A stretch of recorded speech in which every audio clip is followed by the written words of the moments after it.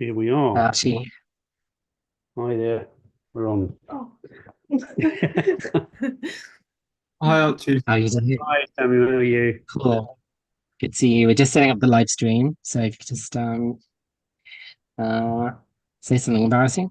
Uh, well, Yeah, we're it's in working. anyway. Great. Fantastic. So posting it to our website, so we're gonna stream live onto Vox TV.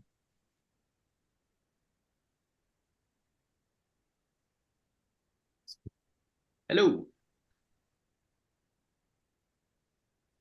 Hello. Hello. Hi there.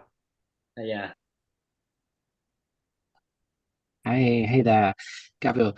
You could just bear with us a moment. Just setting up the live stream. We'll put you in the waiting room just a moment. We'll bring you straight back, if that's okay. Cool. Yeah. Sorry to. Yeah. Brilliant. Great. So, 3 minutes till kickoff. You're gonna waste your time watching the Scotland match, aren't you? Well, it's 0-0, so yeah. Only just started.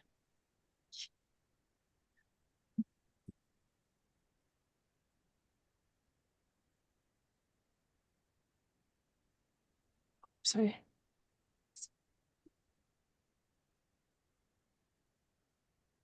We got sunshine. That's amazing, isn't it? It always happens with when Brighton rocks. It's a heat Yeah, wave. It's you could do been the without it. case the past few years. So, great, we're almost there. So just we said 8:30, so we'll go on the dot if that's okay. Okay. So I'll kick off just with a few words, introduce Samuel, then we'll go to you. Mm-hmm. So it's gonna be like a 2.5 hour marathon, just people coming in, zooming in, and Right. pitching the film.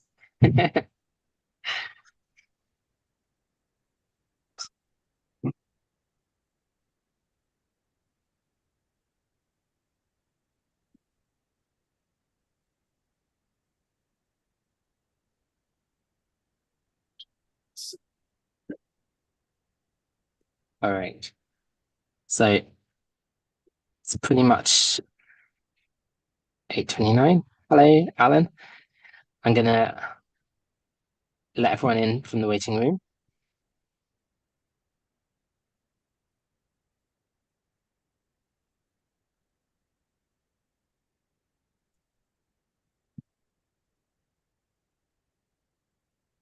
Wonderful. So good evening, everyone. Or hello.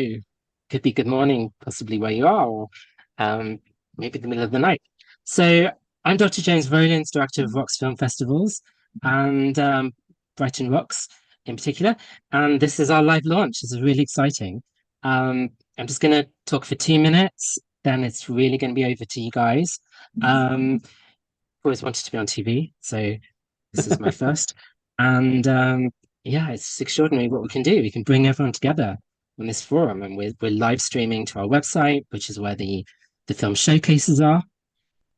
And this is very much part of our mission, to showcase talent from around the world, to create a platform for original voices from all walks of life. And we really mean that. And during COVID, you know, like all festivals, we thought about how do we go online, and we came up with this platform, and we just saw the opportunity and potential to keep this going. So it's for every kind of festival we've had this online dimension, and however, this is a premiere of actually doing a live stream and hearing from the filmmakers, which we hope everyone will find very exciting and interesting. And yeah, so really, it's going to be over to each of you to talk about your film just in a few minutes. I'm sorry, it has to be condensed. Tell us who you are, tell us what your film is, tell us why everyone should watch it, of course. And yeah, so we have a sign up, which some of you may have seen, some of you may not have. So we'll go through the list of people signed up, and those who didn't, we come to you one by one in the little gaps that we have. So while tech is absolutely fabulous and this is amazing, we also emailed earlier about a technical problem we're having to include everyone's film. Vimeo threw us this wonderful curveball of for some mysterious reason, every other film is not showing up in our showcases. It's a mystery. And you know, we're onto it, we're gonna fix it. So if your film isn't on the showcase yet, you know, please, thanks, just be patient and we're gonna make that happen. Just before I pass over to our first filmmakers, I'm going to introduce Samuel Rose, who's one of our main helpers and assistants at Rocks Festivals. Samuel, would you like to just say a few words and introduce yourself?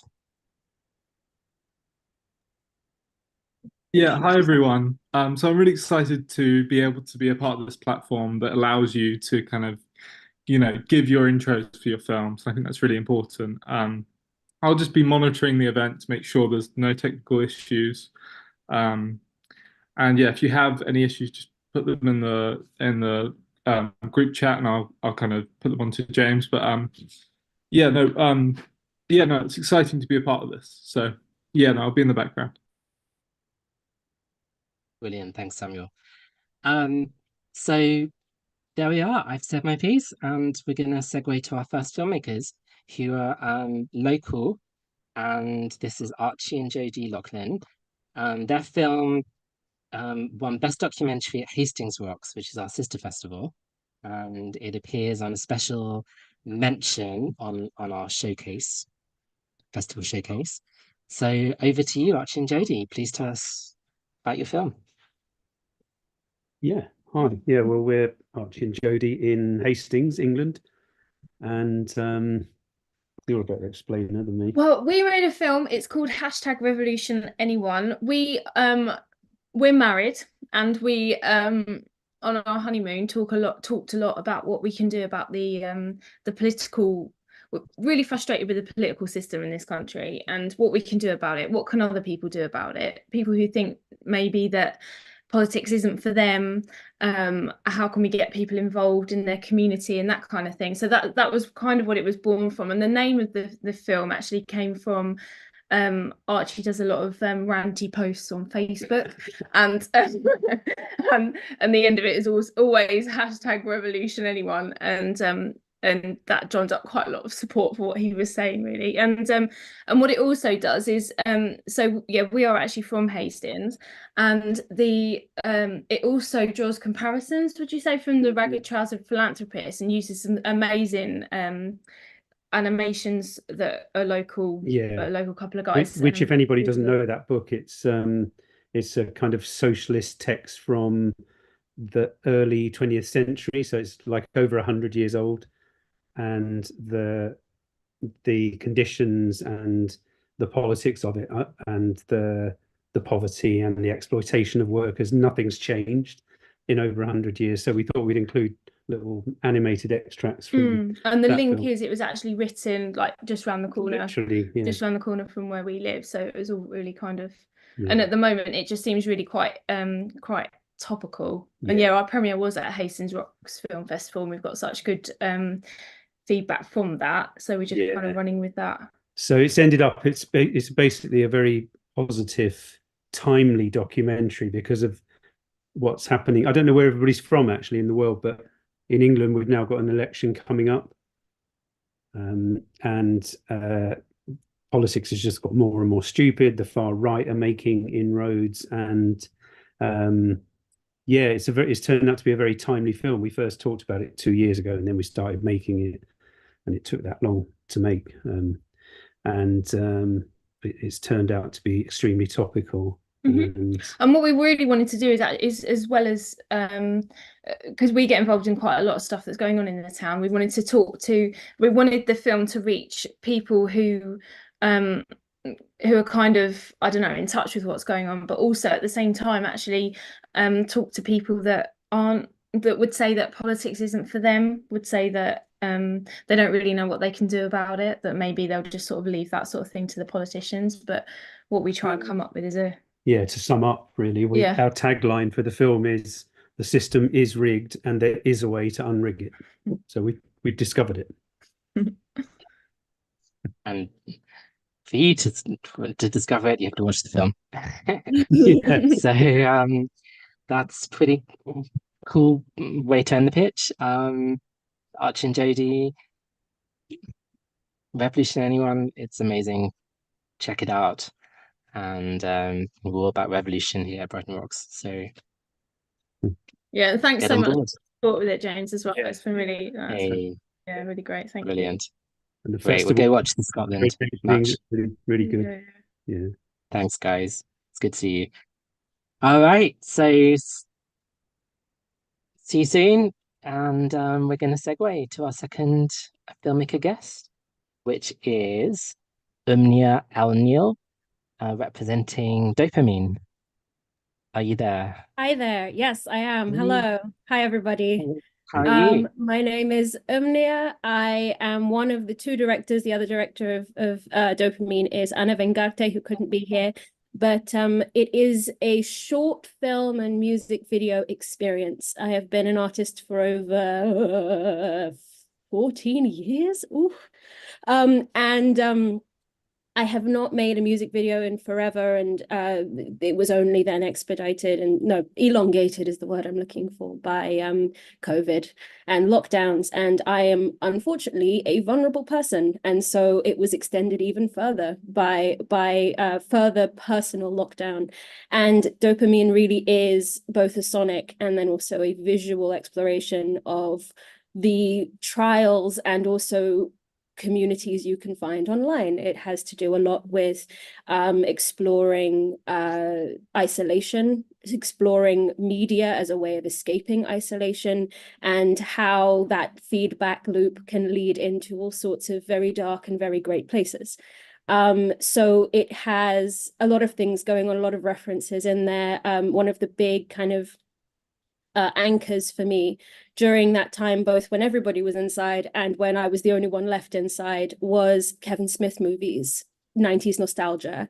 So there's a lot of grunge references in there, a lot of Kurt Cobain references, a lot of slightly a little bit of Lady Gaga in there. If blink and you'll miss it. And then also on top of that, so there's a lot of Kevin Smith, references to Dogma, references to a slight reference to Chasing Amy, and a lot of a reference to Clerks, because as a filmmaker, it's really inspiring. The early years of Kevin Smith's journey to me, this idea of this guy that got into all sorts of credit card debt to make this one film and to find his path towards people seeing his films. And however you might think of his modern filmography, his early filmography really inspired me. And so and then of course, the trials of being a young woman trying to work out where you fit in the world and how to be perfect, and maybe how to embrace the parts of yourself that are not. And that would be my best pitch for watching Dopamine. Wow, that's amazing. That's so incredibly well said. I want to rewatch it. I've seen it. It's amazing. But I'm going to rewatch it tonight. That's so exciting and so well said. So everyone check it out. Dopamine. Everyone needs dopamine. That's a no-brainer. Very, very, very true. Hey, thank you so much. Lovely to meet you. And lovely to meet you too. All right. Cheers. All right, brilliant. So incredibly we're on time, which is worrying. If we could go to Ariana King to talk about Mama's Lovebird. Ariana. Hello. Hey, Ariana, Yes. how are you? Hi. Good, thanks. Yes. Yeah. I'm the writer and director for Mama's Lovebird, and this film is a comedy drama, short film, very heartwarming, based on my events when I went to Czech Republic to visit my grandmother, and seeing her how she is completely incredibly alone, isolated, and how that it has affected her on her mental health and how it's changed, thus changing our relationship. So from that inspiration I created like a little comedy drama.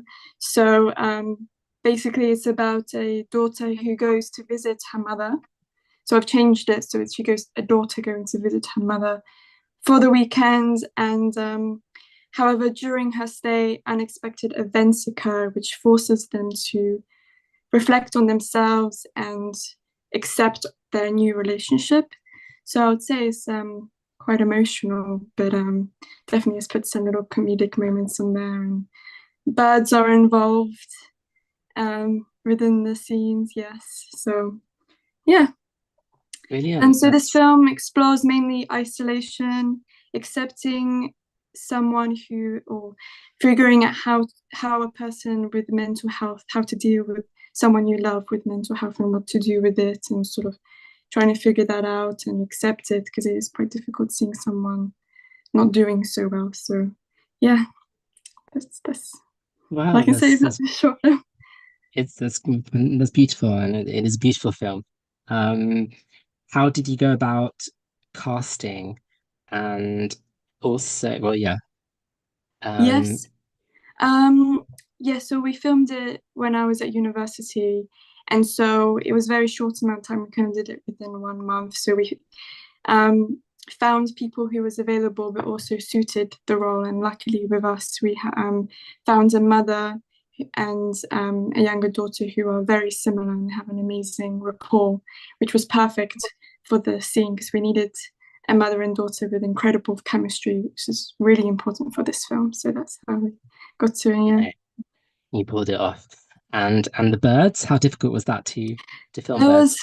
that was really difficult because we had live birds and we had to direct them to a specific place. Like in the script, it says, the birds fly to the cage and they sit there, 2 birds, and then they have to go, and the mother and daughter tries to catch the birds. But luckily we got budgies actually, which are very affectionate, and quite quickly they can get to like close to you. So we managed to put them on our finger and then put them to where we want them to go. So yeah, they're quite lucky. So if we pulled them apart, the 2 birds, then they would want to fly to each other, so we could film it exactly to when the birds flew. So it was a bit of an experimentation, but we managed to get there. Yeah. Wow, fantastic.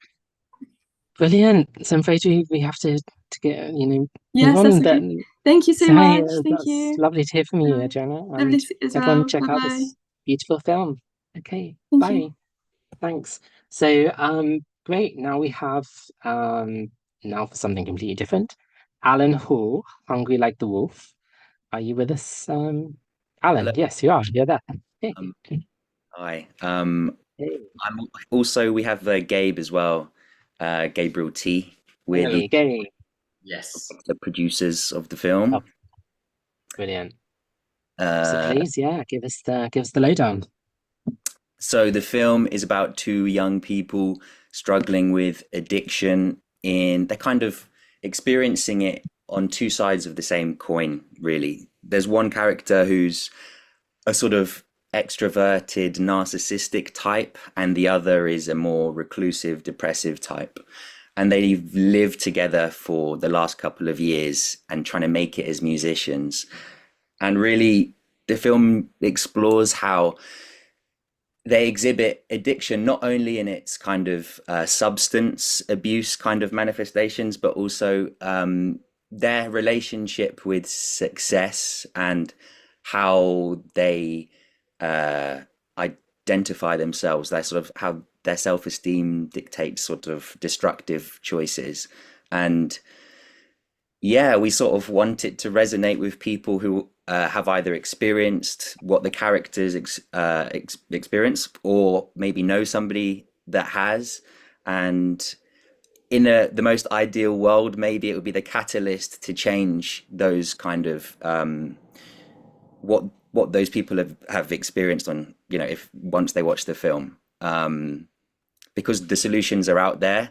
And yeah, it's been like quite a cathartic piece making this film, and drawing from some experiences that are slightly like the characters, but to be able to do that from a place of clarity that can hopefully be helpful to others has been quite powerful. So we hope people can enjoy that.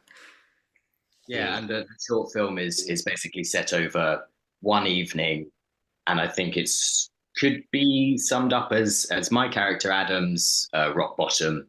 He's really at the end of his tether, and our relationship is incredibly strained, and all the cracks are showing, and yeah, my life is fully unraveled, and yeah, just wallowing in kind of meaninglessness and desperate to find some other option. And also, I think you sort of said about success, the ideas of, I think our characters have had some level of success in our lives, success in inverted commas, kind of a bit of fame, and as musicians, and it's sort of about, maybe touches on the sort of transience of that experience, and whether or not it leaves anyone with a fulfilling sense of self, or is that really what life's all about? And certainly in these characters' case, it's not what's led them to happiness.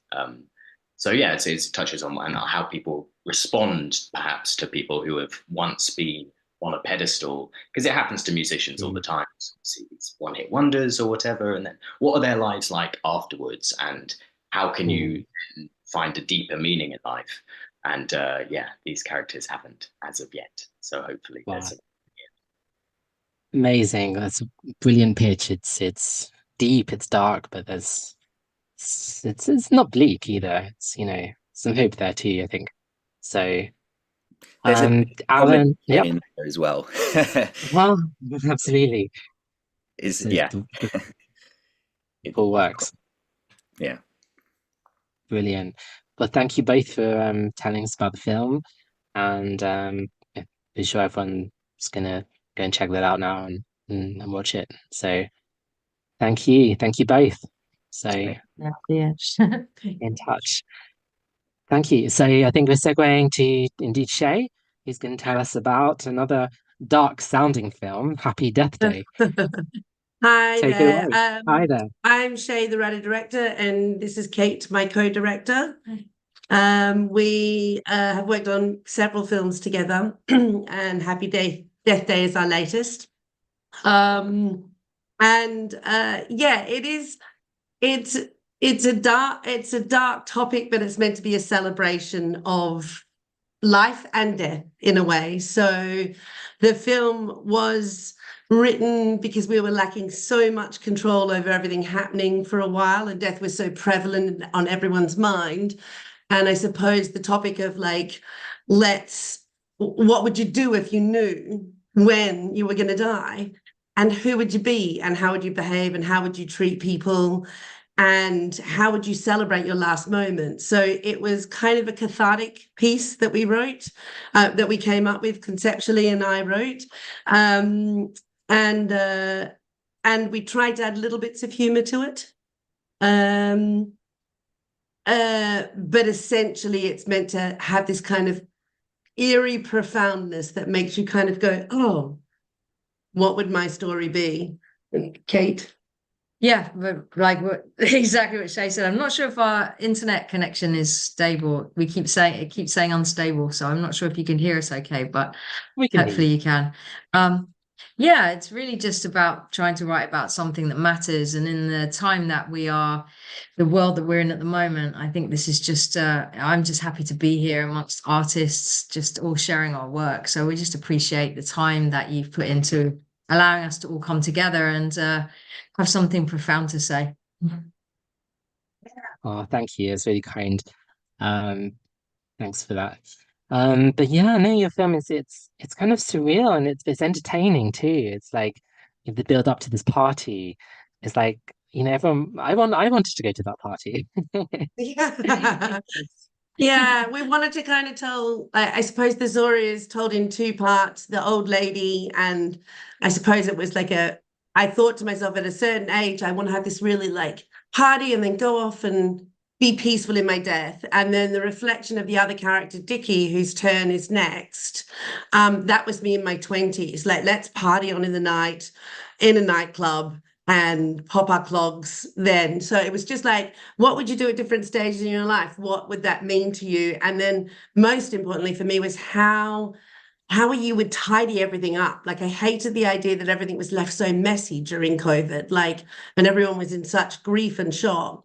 And so I love the idea of like going, well, I'm going to give my dog to you, my house to you, everything's going to be tidy, and then I'm just going to leave the story. So yeah, that was kind of what we tried to create. Brilliant. Yeah, I love that expression, pop your clogs. Perhaps no, from our transatlantic friends might not get that. But yeah, it's wonderful, happy Death Day. Yeah, well, you got to see it to get it, and it's beautiful watch. So Thank you. thank you both for coming online and telling us about it. And Thank you so much. hey, lovely to meet you. And Lovely to meet you too. Thank you so much. bye for now. Thank you. So great. We're segueing, I believe, to Maria for Catwalk. Maria, are you there? Yes, hello. Hello, everyone. Hey, Maria. Hello. Very good to see you Great. all. Thank you for having us. Thank you for coming. So I believe you're a student at SFS, is that correct? I was in a med film school in London. Yes. Okay, cool. So can you tell us about Catwalk, please? So this is my graduation project from the film school. I worked a little bit, like a lot actually in this film. I feel like it's more like kind of like intellectual film about like fashion and how like artists can be exploited by the system sometimes. It has to do more about like the thoughts and less about the feelings, and this is in purpose. This is on purpose of like creating a world where is dysfunctional, and this dystopian world of like artists, fashion designers. They create costumes to impress the audience. It has like a television vibes of and also like the idea of the Black Mirror, where everything it doesn't really work correctly, or it works towards the capitalism, where those fashion designers are trying to impress the audience, and then they become part of the audience where they can judge the next people. And so the main character, the protagonist, she prefers to change the system. And when she realized that this is unfair, when her best friend, she betrays her, but finally, she realizes that she cannot change the system, and so the system is like more powerful than her. So it's all the paradox of like the how like the system and how we are as an artist, we're trying to find our voices, but sometimes I don't know, maybe the media or like the way that we should like point out our like point of view, it could change in a way. And so yes, this is the film about it's a comedy using like the tropes of thriller and the thriller genre, and yeah. Hey, it's really cool. How did you do the costume designs? Yes, so I collaborated with a fashion designer, a British fashion designer, and it was very interesting actually how to create from scratch with a very low budget, like clothes to portray the characters and how they would what they would make, and then we worked with the actors on like learn how to sew and how to make all the everything like the costumes. It was a very nice experience actually. Hey, fantastic. So it's beautiful, but it's smart. That's a great combination. So congratulations. Yeah, it's a really great film. All right. Thank you so much for telling us about it. All right.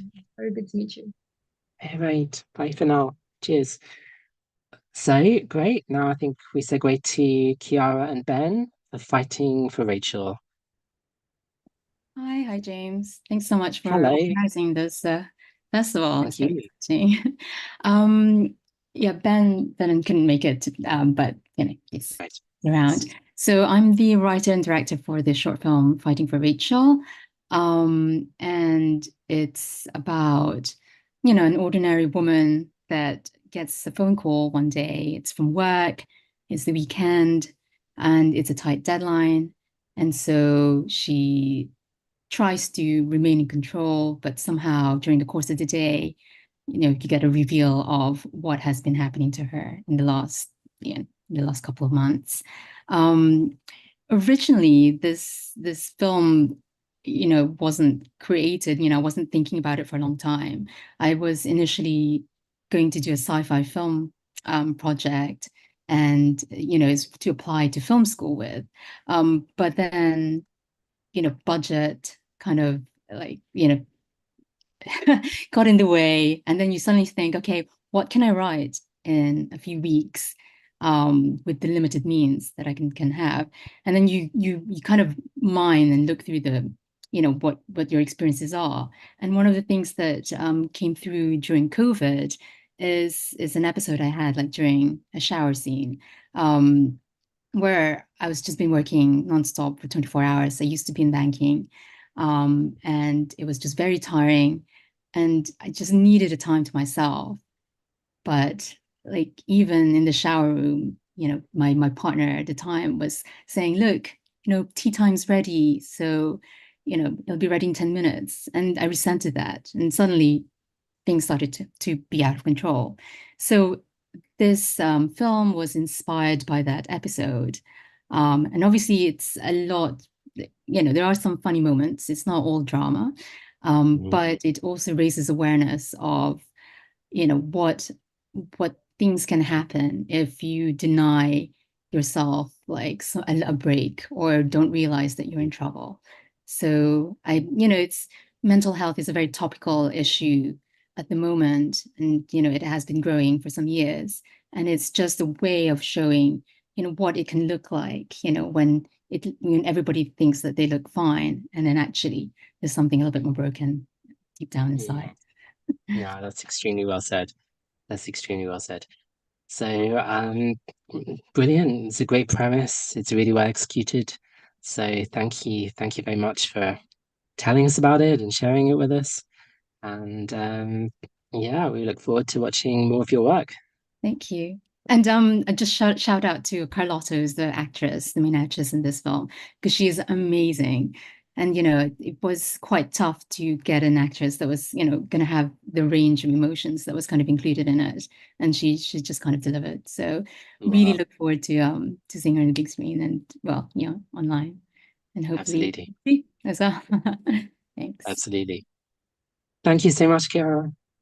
Be in touch, and thank you. All right, so I think we have 2 minutes. I mean, a film called 2 Minutes, called by Jamie Benyon. Are you there, Jamie? Yes, hello. Good evening. Jamie. Great.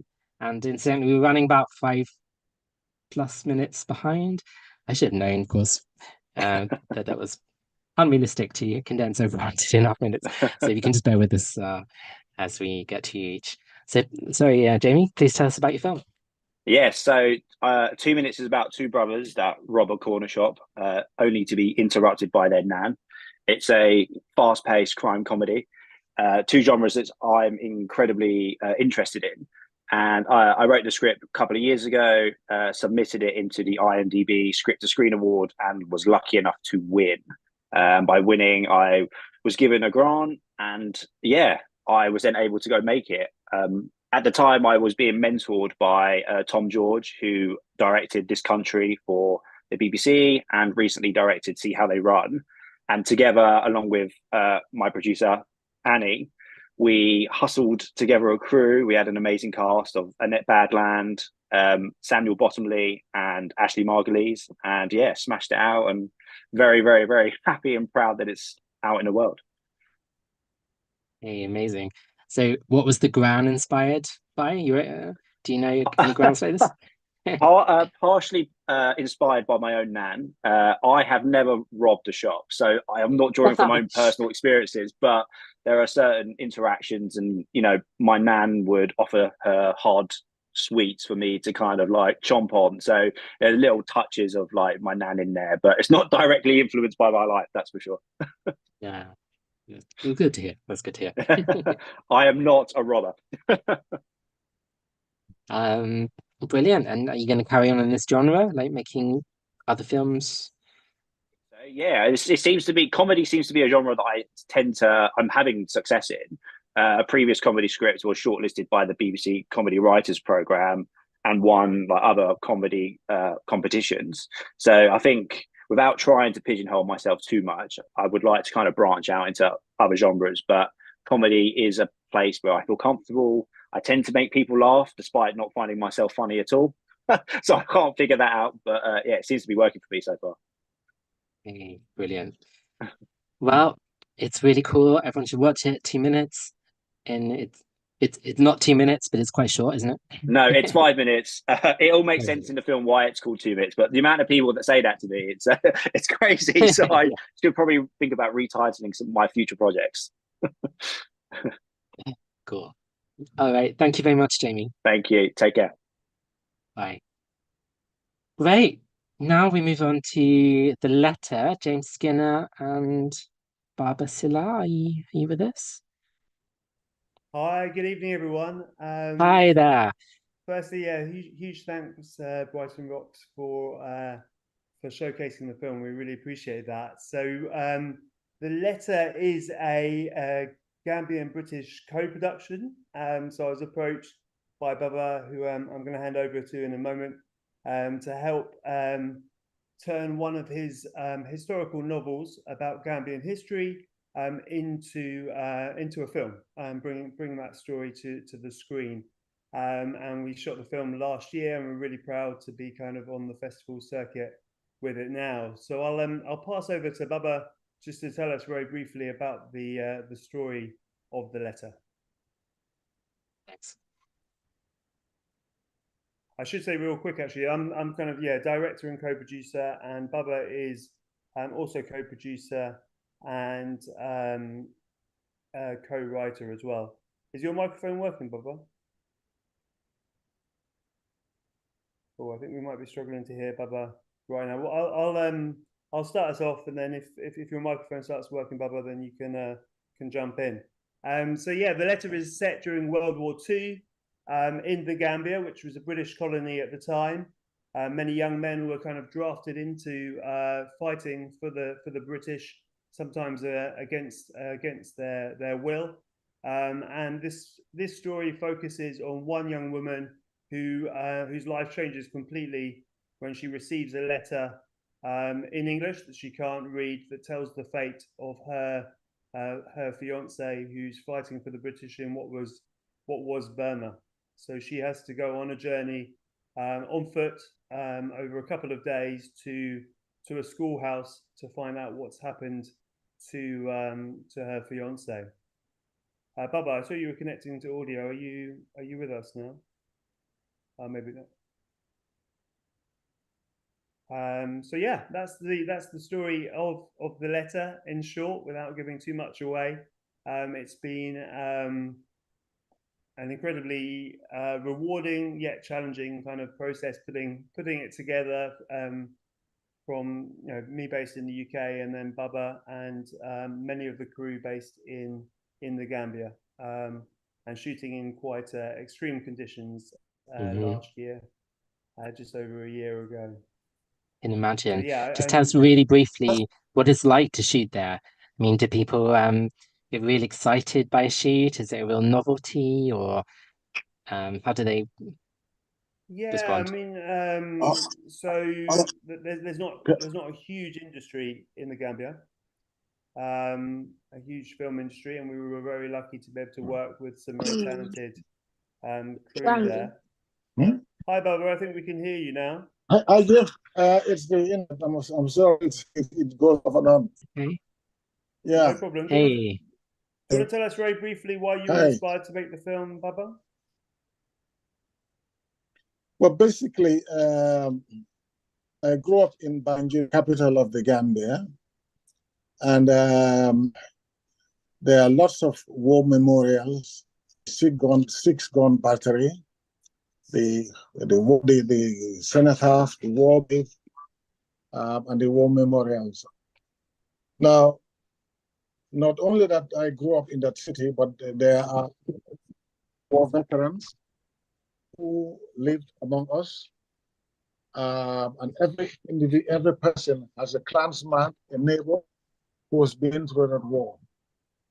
But very briefly, I was inspired to write this story for two reasons. The first was there was a young man who lived with me in the same compound, who didn't have a father. And every occasion, I saw the sadness in him. So, but there was a lot of whispers from the neighborhood. I walked over him one day, plotted the to say to him, "Where is your father?" He said to me, "My father went to the war in Burma and never came back. And we don't have any picture. But my mom says that I am a spitting replica of him." Ever since then, I've been thinking and pondering over this issue, and I've written several novels. This film is a part of that novel. It's part of the second novel. And it looks basically a period between the wars in which the Catamanians, which are the Gambians, were taken from here and dragooned to fight a war that did not belong to them. It is the story of the women whose sons and whose husbands had to go to this war and to fight a make-believe enemy. Now, nothing much has changed apart from the situation that this country has become attained Republican status. But regardless of that, still it's up to Britain for budget support. And this story has never ever been told here. And the main reason why I want it to be seen is for the people who are illiterate. Illiteracy is very high, and there's no point putting the story in the. So, which is why the film came in at a time that people can look at it and read to it in ways that are akin to their understanding and their sense of self. So Wow. basically, this is why. Yes. It's Hello, I hope fantastic. the internet is still there. Yes. Yeah. I'm really sorry to cut in. It's just we're starting to run quite behind our schedule, and I'm Yes. terribly sorry. But it's really touching and beautiful, and thank you so much for sharing your inspiration for making this film. And I'm sure everyone now is going to go and watch your film, The Letter. So Thank you. thank you so much, and we'd love to welcome you to our festival next time to present it in person. Thank you very much. I'll appreciate that. Okay. Thank you so much, That would be James. Thanks for all wonderful. the support. Thank you both. Okay, stay in James, touch. GMPD say it's a collaborative effort. I did very much so. You did. Okay, good, very good. That's important because we have a stage. Thank you As very every much. film is. Thank Thank you. you both. Thank you so much. Stay in touch. Thank you. I will. Great. Thank you. So, Ling Li, the Black Veil, how are you doing? Hi, James. Hi. Hey. Thank you so much for having us part of your wonderful festival. And just so a quick few words, 2-minute words about the film. So this is a 30-minute short documentary, and it's part of your short film program, and this film is a talent initiative that was initiated by the Scottish Documentary Institute in association with Screen Scotland and the BBC. And I was really interested in, I was making it in 2020, and at that time I was aware that the awareness for gender non-binary people was not really around us, and it's much better than it was then. But my main aim was to produce a film that would be aimed at people who didn't know anything about gender non-binary people, and also who are interested in just exploring gender diversity. So this film follows Bradley and their gender non-binary story, and really there are two main events happening for them, which is their wedding to their long-term partner Emma, and obviously having them to come out to one of their close relatives, and therefore revealing a lot of the difficulties along the way of being gender non-binary. And then also they are part of a group called the Order of Perpetual Indulgence, which is a few of you might know, they're an LGBTQ plus protest group who use drag and religious symbols to really call out sexual intolerance and gender intolerance in general. And they have actually that they were originally founded in San Francisco during the AIDS pandemic, and they have provided us with some fantastic original archive as well, which for those who are fans, please come and see it. Wonderful. Yeah, anything with that order in is just a must watch. So fantastic. So yeah, I know obviously in Brighton, this is gender awareness and fluidity is something that's part of our city, that we want to help the cause in every way possible, and glad to hear that in Scotland progress is being made. So that's really fantastic. Great, thank you so much. All right, great. Thank you, Ling. Stay in touch. And thank you. Bye. Great. So, Barney from The Soldier on Smithdown Road. Are you there, Barney? Yeah. Hey, Barney. How you doing? I'm good, thank you. Cool. Yeah, well, thanks very much for showcasing the film.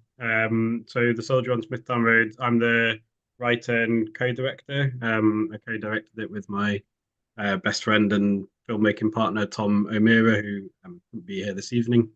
But the film is based on a true story about my grandparents, who were Jewish and had a shop in Liverpool, and it's set in Liverpool in 1947, when there was an event called the Sergeant's Affair that involved two British soldiers were kidnapped in what was then British Mandate Palestine, and the backlash against this in the UK, sort of driven partly by the media, caused a sort of wave of anti-Semitic riots across the UK, including in Liverpool. And an anti-Semitic mob actually came to my grandparents' shop to try and attack it, possibly burn it down. And my granddad, who had served in the Second World War in the RAF, put on his uniform and stood outside the shop to defend it, and managed to sort of persuade the mob somehow to leave. So the film is a dramatization of those events. So it's kind of touches on themes, obviously, of anti-Semitism. It's obviously a specifically Jewish story, and the project was funded by UK Jewish Film partly. But it also touches, I think, on themes that lots of people can hopefully relate to, about identity and about racism, and about how when things go wrong, often this kind of hostility that sometimes runs quite shallowly beneath the surface bursts to the fore, and often in a very violent way. And it's also about family and about love as well. So yeah, I hope people get a chance to see it as part of the online showcase. It's obviously a very personal story for me because it's about my family, but yeah, I hope people get the chance to watch it. Yeah. Thanks, Barney. It was very powerful. And are there and surely are clear echoes with current day situations and what's going on. So Yeah, this I mean makes that was it kind of slightly unintentional because we shot it actually last summer, before obviously the current sort of situation had really started, and then we were kind of premiering it about a month after that, and obviously the situation at that point was very, I mean, still is very uh, horrific in lots of ways. So it unfortunately became quite relevant. I mean, I wish it wasn't so, but unfortunately, I do think that part of the message of the film is that these things do. It's none of this is new, that these kind of things happen and have happened for a very long time. So the fact that it's happened again recently sort of hammers home the point of the film. I think obviously I would much rather that things hadn't happened the way that they have, but yeah, it has sort of added another layer to the film's message, I think.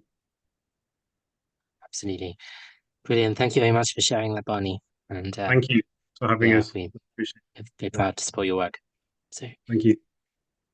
brilliant. So thank you. I think now something a bit different. Freak in the Sheets by Alice Kavanagh. Alice, hey, are you Brighton based? Yeah, I am. Yeah. Hey, great, Yeah. at last. I'm really my first one.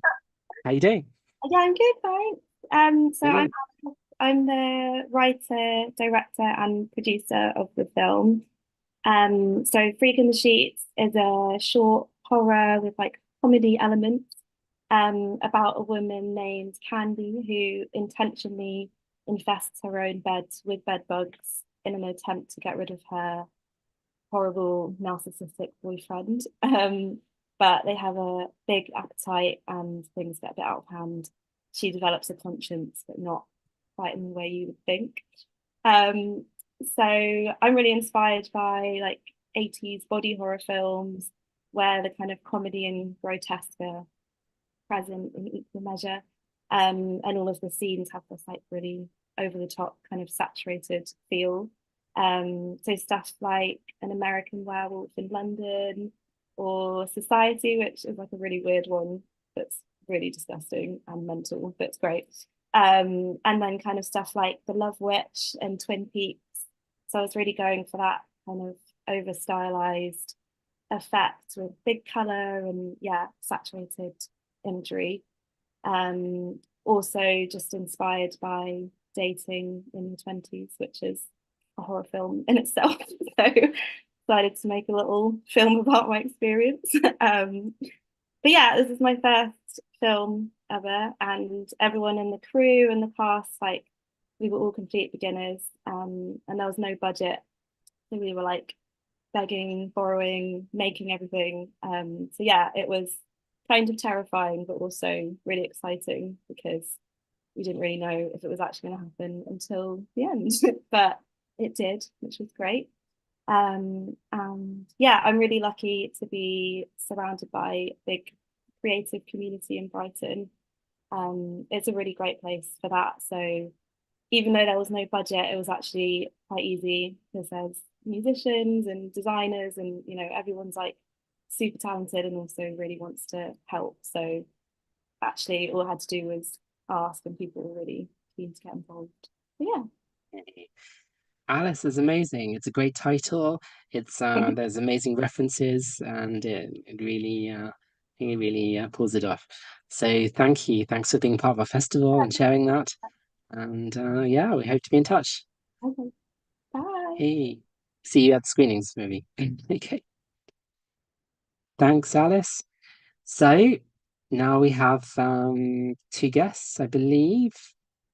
Alessandra and Enrico. And Enrico is sporting the second prince. Hello. Is that? Hey, how are you? All good, thanks. How are you? Great. Yeah, brilliant. So please tell us a bit about yourselves, about the film, and over to you. Well, hi everyone. I'm Alessandro Magnabosco. I'm the writer and director of The Second Prince. And I'm Enrico. I'm the lead producer, and we're very, very excited to be here and introduce the short film, The Second Prince. The Second Prince is at its heart a coming of age story about the bond between parents and children, specifically the moment when, as young adults, we grow beyond what our parents have given us. It's set on a world that has recently been unified in a violent conquest, and we follow a 20-something-year-old protagonist, Gavrin, as he inherits the throne of his father's empire and must decide what kind of leader he's going to become. Over the course of 3 defining conversations, he's forced to choose between a greater and a lesser evil, and chart a path toward a better future for himself, his family, and the world. While on the surface, The Second Prince is definitely a science fiction film, it's much more than that. It's a political and family drama that explores ideas of duty, sacrifice, and legacy, and it's mostly set in a science fiction world. Yeah, exactly. And we filmed it over the course of 4 days in October last year. And we had an incredible and super diverse cast and crew.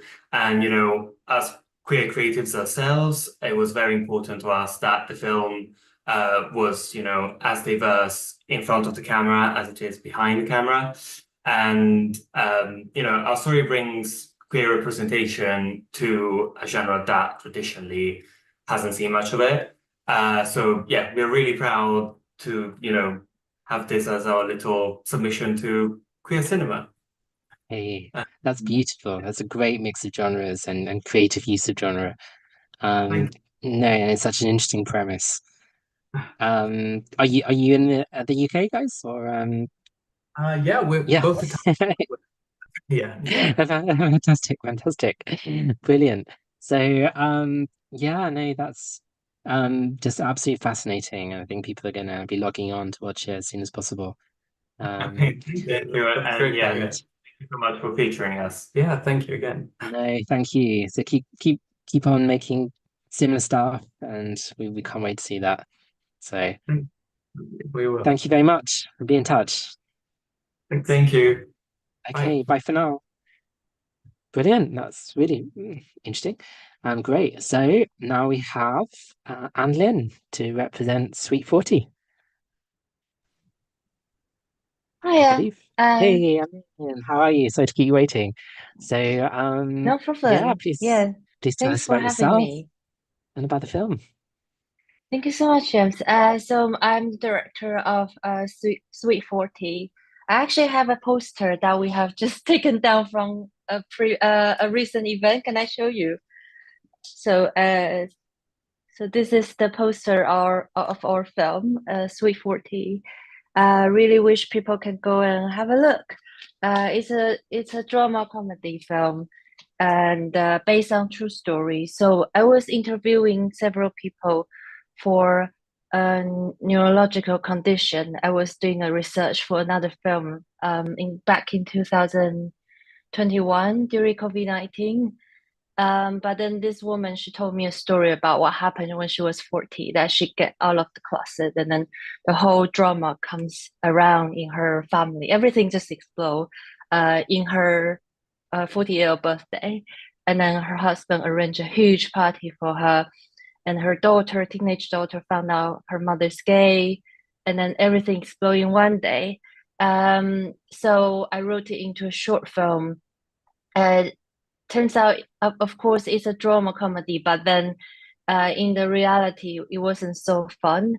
So it's kind of like trying to discuss what is happening in between a gay woman in the older generation that has to deal with the family issue with their teenage kids, like in their family, if they have kept the secret because they were trapped in their generation, and nowadays all the youngest, like the new generation, we are all free. You know, we're more open, and we feel like, yes, this is something that we can just tell everyone and express ourselves.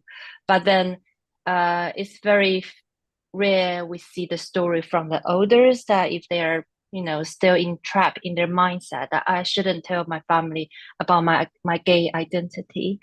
So but it's a really fun film. Yeah, it's a really fun film. And then I hope you can come and look, because there's a twist in the end that it really turns, in a reverse about this kind of family tension.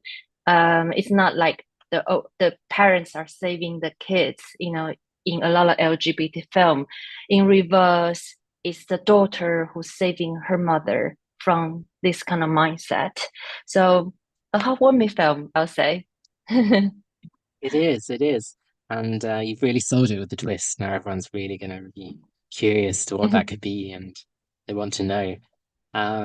So thank you, Lynn, for telling us about it. And just briefly, where did the inspiration come? Is it a very personal film, or well, you told us a little bit from your COVID experience, yeah. So Yeah. So it's my, because I actually come from a very conservative Taiwanese family. I'm original from Taiwan. Been here in London for 14 years already, so I'm a local already. But from that kind of conservative culture, I have met so many people, especially people in their mid-50s or mid-60s.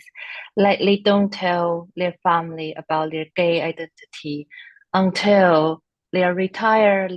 Their children has left home, they got married. Finally, they feel like, oh, maybe I should be free. Maybe I should tell everyone about my gay identity. And then they haven't been, like they have kept secret to their family for their whole life, which is insane. Like, nowadays, when you look at it, it is insane. So I want to, make a fun story, and then but also delivering the message that, you don't worry about, sometimes it's your family member. They of course they hurt you, but then they are the only one who can save you from this kind of scenario. So that's the inspiration. That's why I'm making this film. that's really well said and beautiful. So thank you very much for sharing, Anlin, and thank you so much. Yeah, please stay in touch, and yeah, send us more of your work. Yeah, absolutely. And best of luck, best of luck and best wishes to your film festival. So yeah, to thank our you, film festival. That's right. Thank you, Anlin. Thank you so much. Thanks. All right, great. So now we're segueing to Natalie for the Eagle's Gift. Oh, Danny, do you want to just jump in there? Sorry, I think you've skipped past a couple of people accidentally to Oh, really? I'm sorry. Thank okay. you. Right. So who did I skip then? I think it's Rahel, yeah, and then myself. And from what I can see, I think that's it. Maybe we Oh, I see, indeed. Yeah, indeed. I'm so sorry, Danny. Apologies. I see, indeed. Absolute apologies. Thank you for pointing that out. So yeah, Natalie, if you could just bear with us a minute. Danny, yes. There we are. Yeah. Over to you. So Well, I'll just talk politics. I think it's Rahel before me, so if you want to go first, Rahel. Oh, I see. Right. Okay. I see. Hi. Sorry Hey there. No, I'm sorry. My list jumped. Great. Yeah, apologies. So yeah, take it away. You can tell us about your film. Hi, I'm Rahel. I made Make Me Murder. It's a psychological thriller short, and it's about Camille. She's a brilliantly but socially awkward psychology student who's determined to prove her controversial master thesis right, which is everyone is a killer. She ignores her professor's warnings about the ethical implications that her thesis has. But Camille becomes obsessed with her theory, and she really wants to prove it on a human subject. So this short film delves into the human psyche and explores the rotten roots of trauma and the dangerous fruits it can bear. It's a twisted thriller featuring freaky female heroines locked in a dangerous game of psychological manipulation. And as Camille's experiment spirals out of control, she must confront the darkest parts of herself. And it's a question of, will she prove her theory right, or will she fall victim to the very darkness she seeks to uncover? So it's kind of like this Killing Eve vibe of two heroines trying to get to the same path, but wanting to survive at the end. Yeah. No, that's wonderful. And yes, Killing Eve, that's what came to mind when I watched it. And amazing choreography with the fight scenes. How did you do that? That was really fun, actually. We had a stunt choreographer, and we wanted to get it really real on how much experience the characters have with fighting and using everything that is like kind of in the area they're in to use that to fight with. So yeah, that was an entire day of our actors getting blue knees and yelling in a house of people who owned it. That was really fun. But no casualties. Yeah. Brilliant. Yeah, it's really entertaining. It's really interesting. So everyone's really going to enjoy watching that. So thank you very much for sharing and being part of the festival. Thank you. Yeah, great. Sorry about missing you out. That's And great, over to you, Danny. Apologies. No problem at all. Thank you. Thanks for having me. Hi guys. Now directed a documentary. It's called "Listen How to Talk Politics." Political documentary similar to Archie. Work with a company called I Have a Voice, so they can be hired by sort of schools, organisations, and the reason they exist is to sort of help try and increase youth engagement with politics. So they run all types of different courses.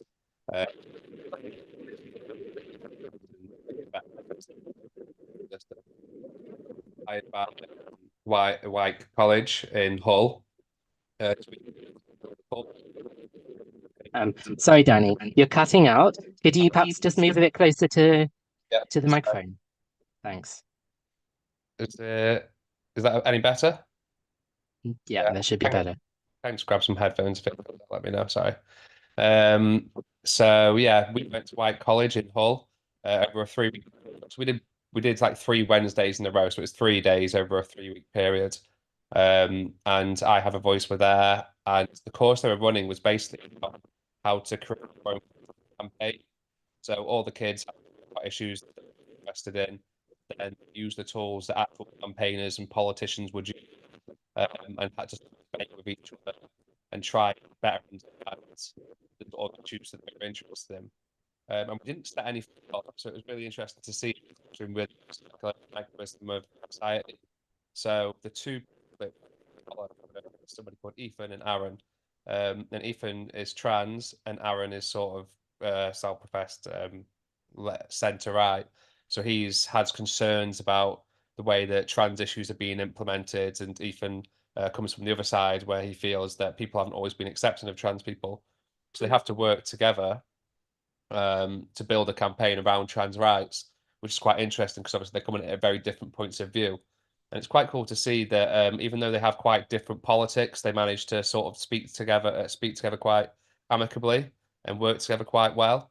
So it was really interesting to see. And yeah, I guess what's really interesting about it is that, and why these courses are quite important, is even though most of these kids probably won't go on to work in politics, I mean, some of them might do, but afterwards they've been exposed to these different opinions from quite young ages. So I think that later on in life, they're less likely to fall for sort of argumentative discourse where they're trying to pit people against each other. So yeah, that was why it's quite important and was quite cool to see. So yeah, that's Listen How to Talk Politics. So yeah, if you're interested to them, then please give it a watch.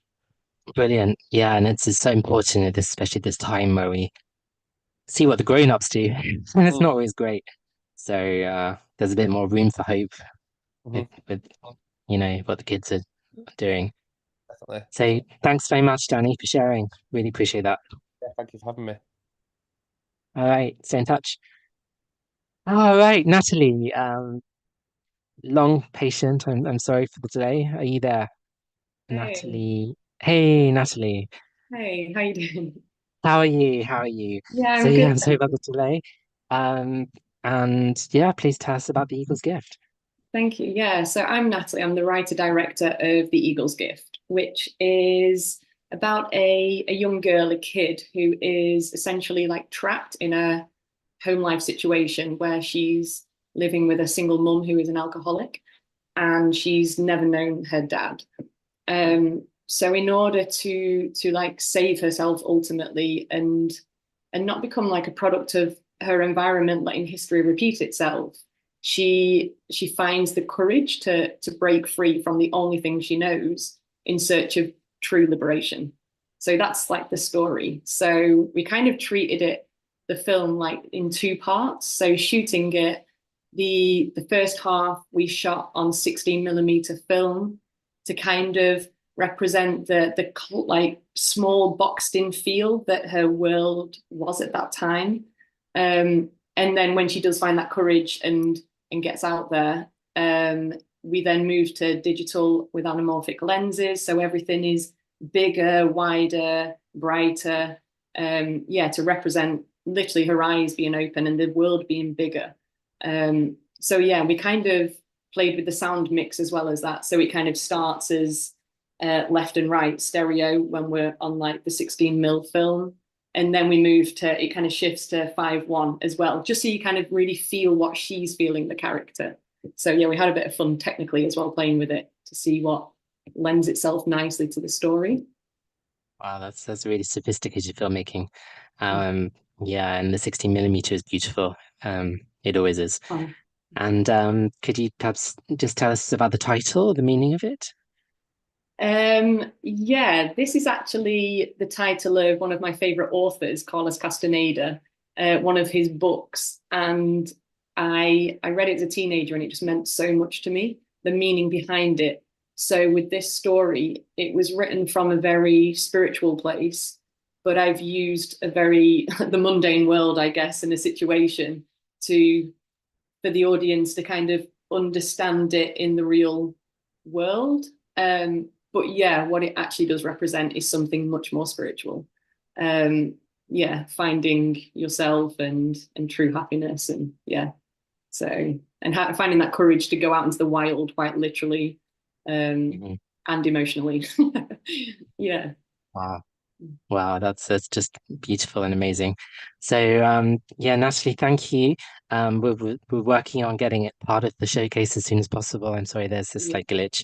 We're going to get to the bottom of that and make it happen. So thank you so much for sharing. Really lovely to meet you. Okay, great. Awake by Sophie Austin. And we are still awake. Hi, Hey, James. Hey. I'm definitely awake. All these films sound amazing. Thank you so much for hosting us and letting us share our stories. I really want to see Natalie's film now. It feels like it's got a lot of synergy with mine, actually. So Awake is an experimental documentary that documents a midwinter ceremony, a ritual down in Dorset called a wassail.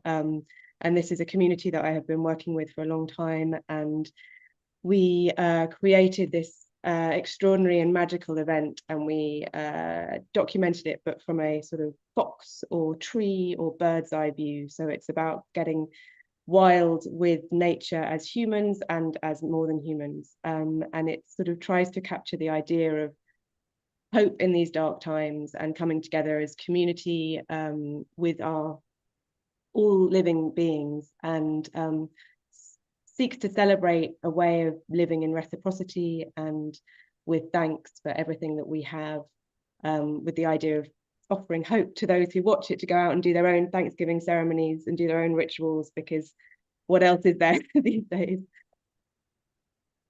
No, it's amazing. And is this kind of practice still quite common?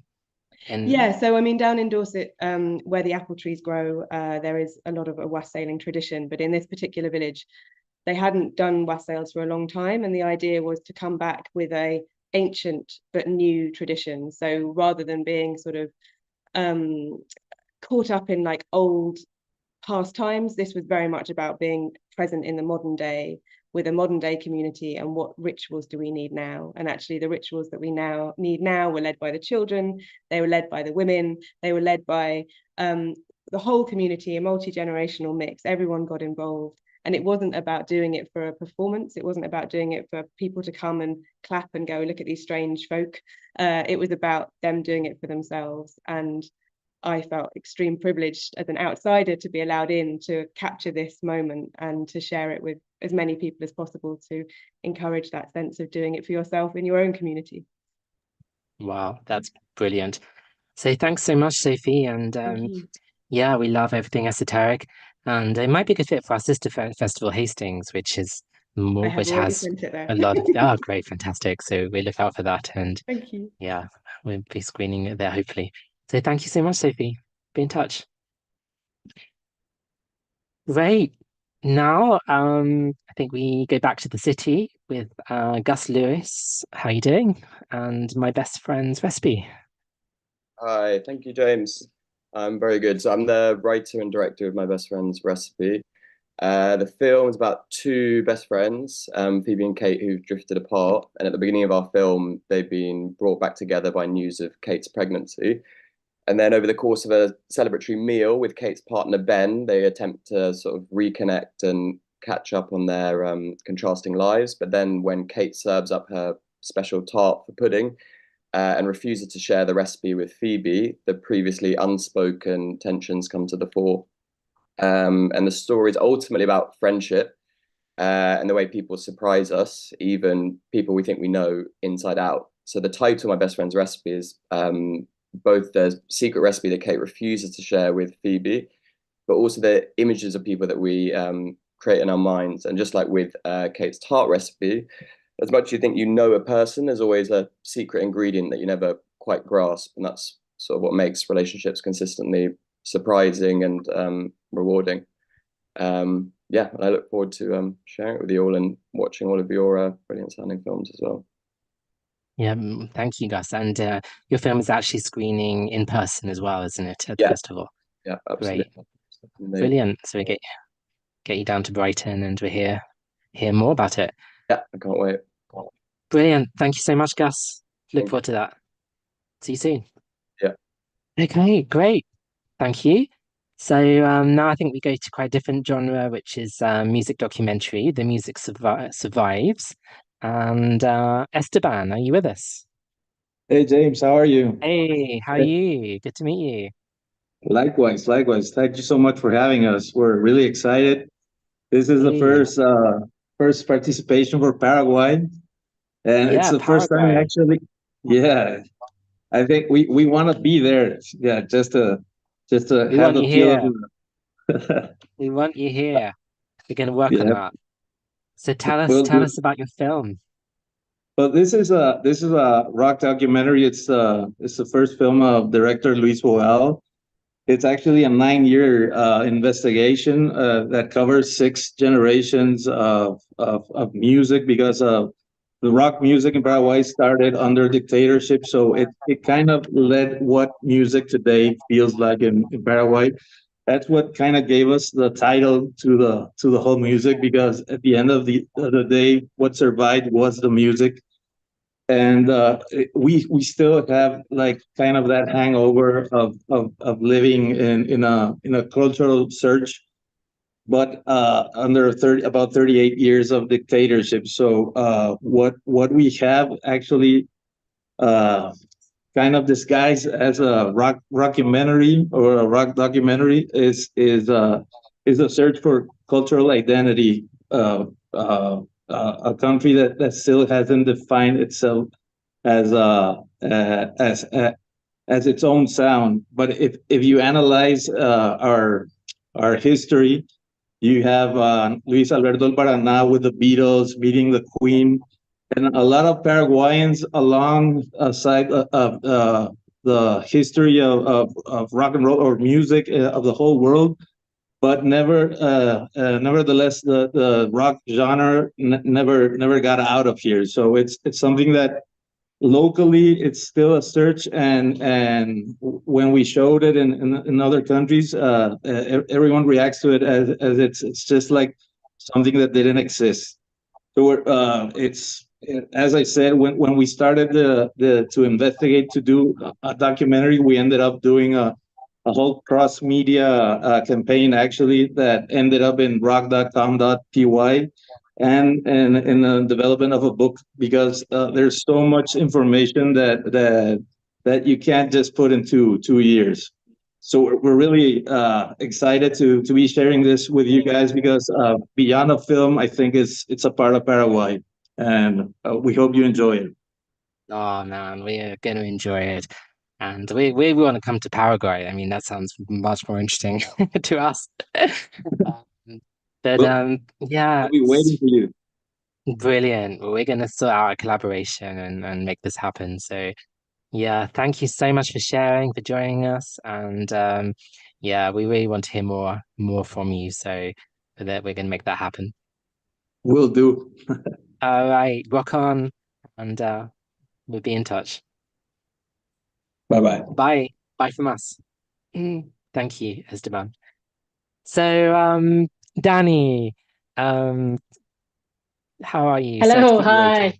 Oh, that's all right. Guys, Great. this is Nice to see amazing. I'm nice to see you too, and I'm so excited to have to be here. Thank you so much for the opportunity. And oh my God, the amount of films. Wow. Okay. Yeah, the next weekend is gonna be amazing for me. I'm coming down to Brighton. So yeah, my film Out of the Abyss, very different from what I've been hearing. It's a very experimental film, shot 16 millimeters, Bolex, 50mm lens, edited in camera, triple exposure, slow motion. So it's basically an homage to. Technically, it's an homage to cinema. So I tried to put everything that I could in to be very experimental. But in terms of story, narrative is very abstract. But the film is based on the book by Jack London, People of the Abyss, that was published in 1902. And it's the first account, if people don't know about the book, it's a very short book, but it's a first-person account of the conditions of the slums in East End London. So Jack London was this American journalist that came to live in this condition, in terrible conditions in the turn of the century, actually, just when the Queen Victoria died. And I fell in love with the book and started at the same time going to the East End in London,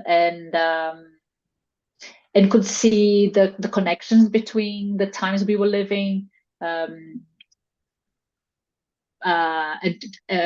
Queen Victoria died, the UK was the wealthiest country in the world with incredible poverty, and here we are again. And funnily enough, by coincidence, Queen Elizabeth had died, and Charles was about to be king. So there were a lot of similarities. So the film is based on a lot of research, a lot of forensic research based on the photographs that Jack London took.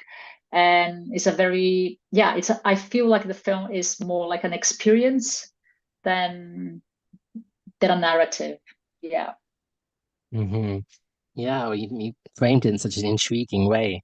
And is there a connection with the landscape, particularly of London? Yeah, absolutely. So there's a lot to do with. So I found the exact places that he shot, because he didn't leave addresses most of the time. So I had to do forensic work, and then what I compared that. So it's a triple exposure. So the first exposure of the film, I shot all these places. Then I rewound the film, and I shot on the top of that the locales nowadays that are the most poverty in London, which is still the same borough, Tower Hamlets. And that was quite sad. So I used different surveying methods. And the third exposure is the famous Charles Booth's maps of the poverty. So there's a lot to do with the London landscape, but I think my connection as well with Brighton, and that's why I applied to submit my film, and I'm so glad to be able to join. That I think Brighton and Hove has so much connection with the early cinema, with the beginning of an era of experimentation, and on the top of that, I think the what is happening with the housing situation and the demolition of lots of buildings there. So for me, there's a massive connection between the two things. That's fascinating and true. So your film is actually screening on Friday night in Brighton. Yeah, so, I'm coming. Thank you so much. There we are. Everyone should be there too, and yeah, it's a very beautiful film too. So it's going to look great on the big screen. Yeah, Danny, lovely to hopefully. see you. Yeah. Nice to see you. Yeah, see you again Okay, and see you soon Friday. on Yeah, see you Friday. soon. Bye. Thank you. Bye. Bye-bye. Great. Thank you. Moving on to Joe for Emerald City. Hi, Joe. Hi, James. Hi, everyone. Hey, how are you? I'm good. So my name is Joe Stife. I'm the director of the short Emerald City. And I guess, the film is sort of about two young men who are kind of on their separate journeys, hitchhiking across the American Southwest, and happen to run into each other and begin hitchhiking together. And neither one is completely honest or maybe even completely self-aware of what it is they're really trying to find while they're hitchhiking. They're both looking for something, and through the course of the film, they develop sort of a tentative friendship that gradually becomes more. Great. Wonderful. So, why did you use this particular genre to tell the story? Well, the cinematographer Matthew Hayward and I, when we read the script, we were really thinking about the ways in which the American Southwest has been portrayed in American film. And so we were sort of inspired by a lot of Westerns. So it's shot in anamorphic. And we wanted to sort of accentuate the landscape. And the writer, David Bobrow, he was sort of inspired by, and he kind of layers in references to other films like Butch Cassidy and the Sundance Kid, a variety of like film references, including Wizard of Oz and Emerald City. And I think he kind of describes the goal of the film to sort of be exploring that notion of quest, of you're longing for something, you're looking for something, and you don't always realize what it is until after you've found it or experienced it. No, that's amazing. Totally. That is the Emerald City. So, brilliant. Thank you so much. Where are you based, may I ask? So I'm based in the metro Chicago area of the United States, so kind of in the middle of the country. So I used to, in the summers, teach in Devon. So Hey. I've spent quite a bit of time in the UK, so I miss England. Well, you will have to get you over for the next festival. So thank you so much, Joe, for presenting your work, and yeah, we'll be in touch with you really soon. And All right. hey, take care. Thank you. All right, you Thanks too. very much, Joe. Bye. Bye for now. All right. Thank you. At the end of the garden, I think we have Matthias, Rachel, and Ella. Are you with us?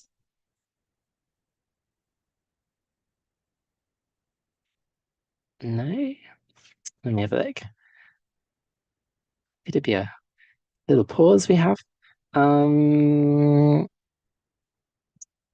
right. We'll come back to them if they come online. Let's go to Joe to talk about Rodent. Hey, Hi. Joe.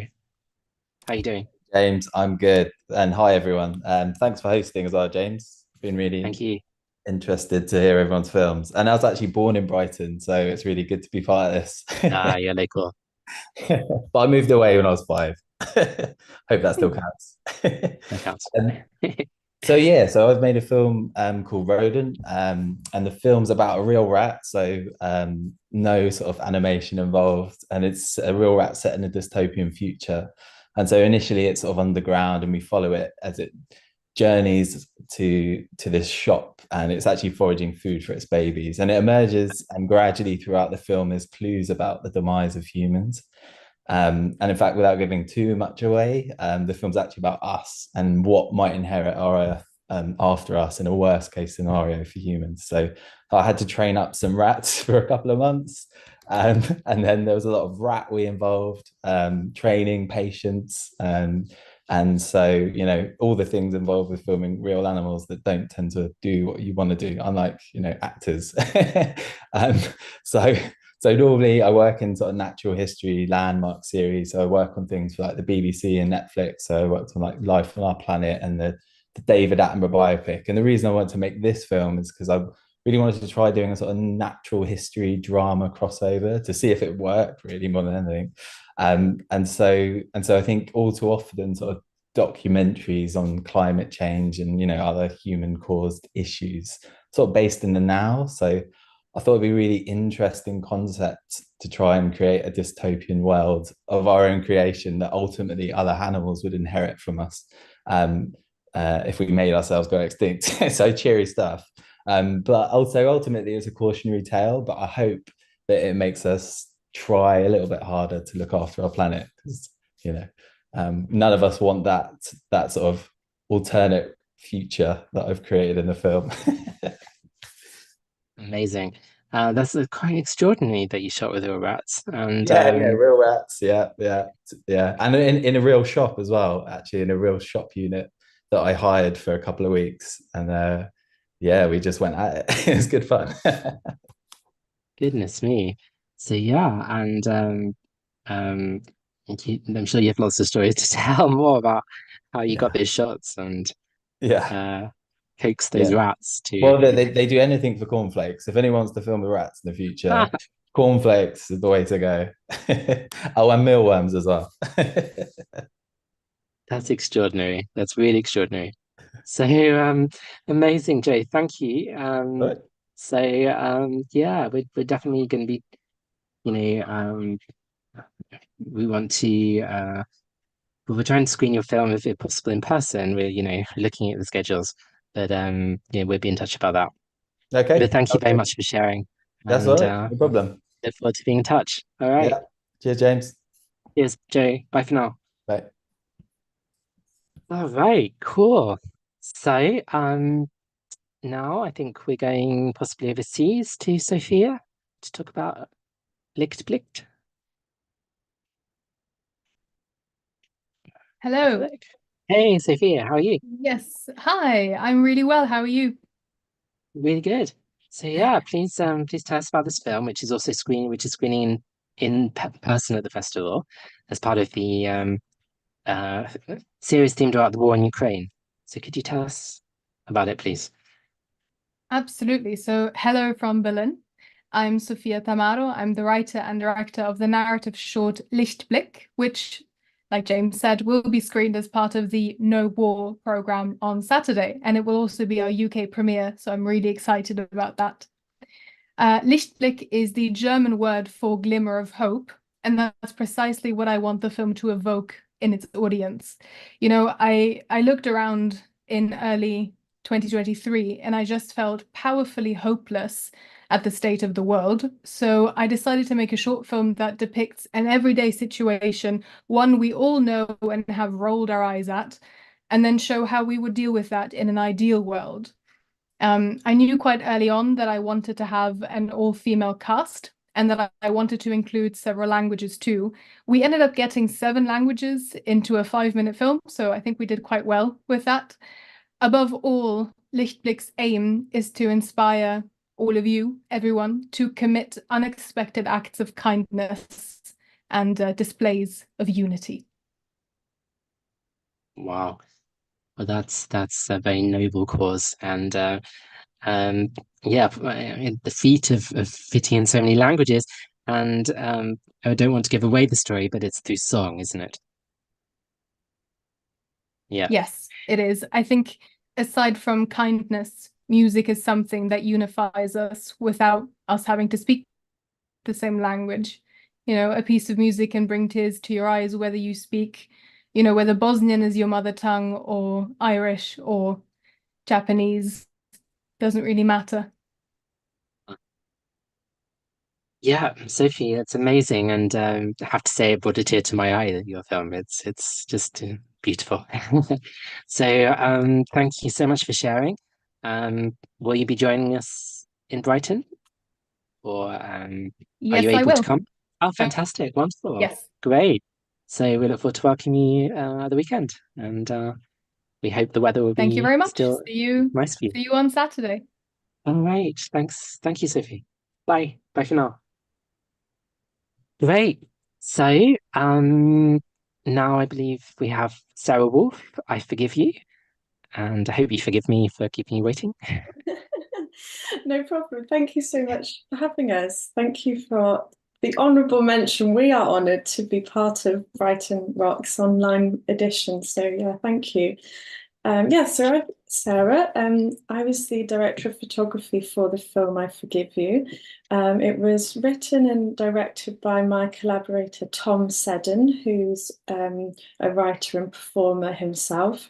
My background's been in photography and videography, so stepping into the world of film for the first time has been very exciting for both of us. Yeah, this was our debut short film on a steep learning curve, and we had a very small cast and crew, 2 actors and 2 assistants with us, 2 fantastic assistants for makeup and sort of producing. And the story is about, it follows the main character who's newly released from prison, and it's about what does freedom mean to him and how is he going to make these decisions in this new life that he's about to embark on. And hopefully it's relatable to audiences about being at a sort of crossroads in your life, with relationships as well. And do you go back to somebody from your past? Would that be positive? Would that be a backward step? Or the time that he's had to reflect in prison, like, maybe this is what he wants, but it's the question of the sort of the dynamic between them, and what it kind of, the film asks, what does forgiveness look like in a relationship, and how do you reach that point? We've included a deaf character because we wanted to challenge ourselves to make a film with no dialogue and focus more on the visuals and other kind of audio effects. And also it's an LGBTQ plus theme with both characters. And so that's another reason why we're so delighted to be part of Brighton Rocks, of course, queer capital of the country. That's amazing for us to be part of. And so we also wanted to avoid cliches and stereotypes of the queer storyline. Quite often one of them dies and they can't be together. We've all seen these sort of cliches. So we wanted to make something that was more representative, and hopefully relatable and realistic. And Yeah, well, you so, certainly did that, Sarah. It's very mature filmmaking, and I'm amazed it's your first film. So huge congratulations. That's a real feat. thank you so much. Brilliant. Thank you for sharing, Sarah, and being part of the festival. And we hope to be in touch and see what you're up to next. Thank you. So please be in touch. Thanks so much, Sarah. Okay, right. So I think we're going to move to Jonathan Williams with the unusual sounding film Sharks in Colwyn Bay. Are you Thanks. with us? Hey, Jonathan. Yeah, I suppose it's an unusual title. I'm Jonathan Williams. I'm the writer-director of Sharks in Colwyn Bay. And the film is a tragic comedy about a naive Welsh restaurant owner whose Spanish tapas cafe comes under threat from his predatory loan shark. It's funny, it's sad, and it's about what someone does when they're put under extreme pressure and they're forced to realize their dream will probably never work out. How true to life is it, do you feel? I mean, it's somewhat exaggerated in that it's like, it's heightened for sure. But I mean, like it's inspired by the very real dramatic increase in the use of illegal loan sharks since the COVID pandemic and like the broader cost of living crisis, especially not just in Wales, but like across the UK. So, I mean, it's taking a very real thing, a very real problem, but putting a bit of a kind of fun, heightened spin on it, I suppose. Cool. And um, give us a kind of like 101 reason why people should go and watch it, like Okay. as soon as possible. Yeah, well, I mean, it's great watching for Brighton Rocks because it's very playfully dealing with the British seaside and one man's desire to bring Spain to the grey shores of North Wales. So that's something fitting for, you know, the kind of English seaside. Well, the British seaside broadly, I suppose. And yeah, like I say, like it's funny and sad, and I think everyone who sees it really comes away loving the very eccentric lead character of it. He's a real kind of larger than life figure, and he's really the reason to watch the film. Definitely. So if the title wasn't enough, that definitely seals the deal. So thank you so much, Jonathan, for sharing that, Thank you, and yeah, for being part of the festival. So be in touch. Great. I think now we're going across the pond once again to speak to Christopher about Oklahoma Breakdown. How are you doing? Hello, James. How are you? Oh, yeah, good, thanks. How are you? I'm Like the great. I'm t-shirt. glad we could do this. Yeah, thank you. Yeah, absolutely. Great. Yeah, we've been corresponding quite a bit, so it's nice to meet you. Can you Likewise. tell us a bit about the film, please? Sure. It's a fun music documentary. The name of it, as you can see, is Oklahoma Breakdown. And that is a title of a song that was taken to #1 by a guy named Stoney LaRue. It was taken to #1 in the entire state of Texas for the year of 2007. It was the most popular song there in 2007. So Stoney LaRue's career got launched, but what a lot of people don't know is the guy that wrote it was not Stoney LaRue. His name is Mike Hosty. And Mike Hosty is somebody who's this underground legend in Oklahoma who plays 3-part drums with his feet. He's a one-man band. He thumb the bass, rhythm guitar. He can do anything you ever seen on a stage, and it's unlike any musician that I've ever seen. He's the most talented musician I've ever seen, and he's a very inspiring story.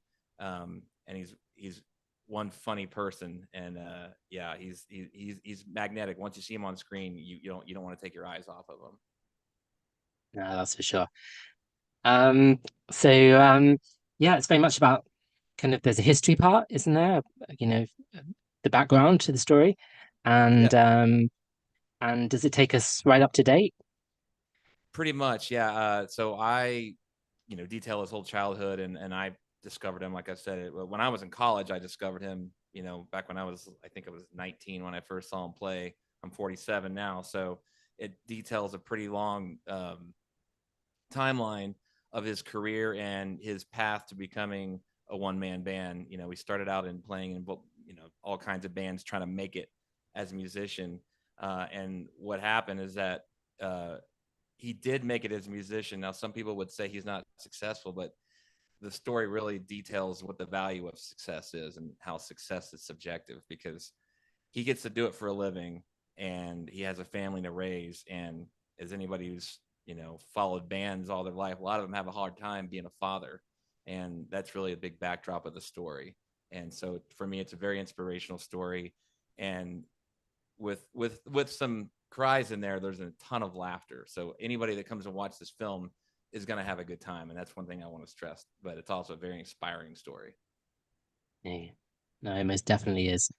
So I'm sorry that we can't talk longer about it. We're a little behind schedule, and Sure. it's getting a bit late over here in England. But thanks so much for joining us. We're gonna make sure it's online as soon as possible so that Yes. our festival goers can see it. The one last thing I want to say, it is the first time that anybody has seen it outside the United States. So this is the first time Wow. anybody can watch it. So that is very exciting for me, and thank you for including me in your Ah, festival. well, we're deeply honored. Thank you. So Thank you, and be in touch. And bye for now. Cheers. Great, thanks. So, I believe we're now back to the UK with Andrew, and your film this year is The Life and Times of Norman Ondobi. How are you doing? Hi there. Yeah, Ondobi is an anagram of nobody.